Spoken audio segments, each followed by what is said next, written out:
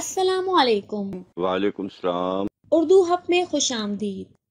ناظرین، نیپال سے لوگوں کو زندہ کروانے والے ریسرچ پیپر سے لے کر دنیا کے بڑے فلسفی سقراط کو اہل بیت کے غم میں زہر کا پیالہ پلا کر، لڈن جعفری سے لے کر تاحال نوح انسانی کو پیش آنے والے تمام بڑے واقعات کو کربلا سے جوڑ کر علامہ ضمیر نقوی سکون سے بیٹھے ہی تھے کہ کرونا وائرس دنیا میں آ ٹپکا۔ اب علامہ ضمیر اختر نقوی کی بنیادی شناخت تو عالم دین کی ہے، لیکن وہ زباندہ اور ادیب بھی ہیں۔ لڈن جعفری کے نام سے معروف علامہ ضمیر اختر نقوی شاید سوشل میڈیا پر اپنے میمز بنوانے کے نت نئے طریقے ڈھونڈتے رہتے ہیں، یا پھر یہ میمز تخلیق کرنے والوں کے خصوصی نشانے پر ہیں۔ تھوڑا عرصہ پہلے انہوں نے دنیا بھر کے ڈاکٹروں اور سائنسدانوں کو شکست سے دوچار کرتے ہوئے کرونا وائرس کا علاج دریافت کر لیا تھا، لیکن اس بات کا انکشاف کرتے ہوئے ان کا کہنا تھا کہ کرونا وائرس کا علاج میرے پاس ہے مگر میں نہیں بتاؤں گا۔ پوری دنیا ایک طرف اور لڈن جعفری ایک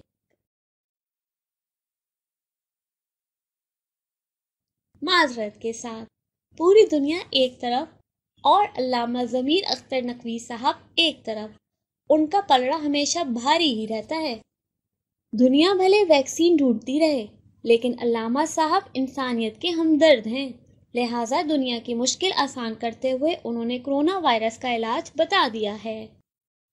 تفصیلات کے مطابق معروف ویلاگر وقار زکا سے لائیو سیشن کے دوران گفتگو کرتے ہوئے علامہ ضمیر نقوی نے کہا کہ کرونا خون کی بیماری ہے، اس لیے اس کو خون سے ہی ٹھیک کیا جا سکتا ہے۔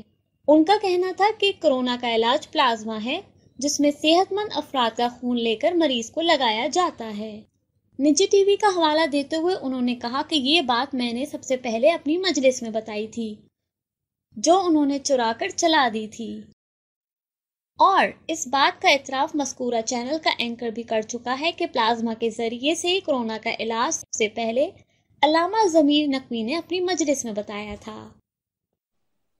ہاں، کرونا کا علاج میں نے یہ بتایا تھا۔ دیکھو، چونکہ خون کی بیماری ہے، اس لیے اس کا علاج پلازما یعنی خون سے خون کا علاج ہوگا۔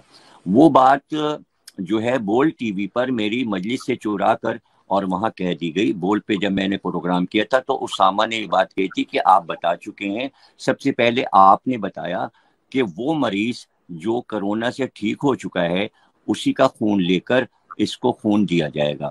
یہ ایک علاج اس وقت سب سے بہتر جو پورے ورلڈ میں ہو رہا ہے، سب سے پہلے میں نے بتایا تھا، میں نے حضرت علی کے خطبے سے بتایا تھا۔ اب اس کے بعد دوسری چیز یہ ہے۔ مزید گفتگو کرتے ہوئے علامہ ضمیر نقوی نے کہا کہ علاج کے لیے دوسری چیز پاکیزہ خون ہے، جو میں نے کسی کو نہیں بتائی۔ پاکیزہ خون کیسے ملے گا، یہ بات میں نے چھپا لی ہے۔ پاکیزہ خون کس طرح مریض کے جسم میں پہنچایا جائے، یہ بات میں نہیں بتاؤں گا۔ دوسری چیز یہ ہے کہ پاکیزہ خون بھی دیا جائے۔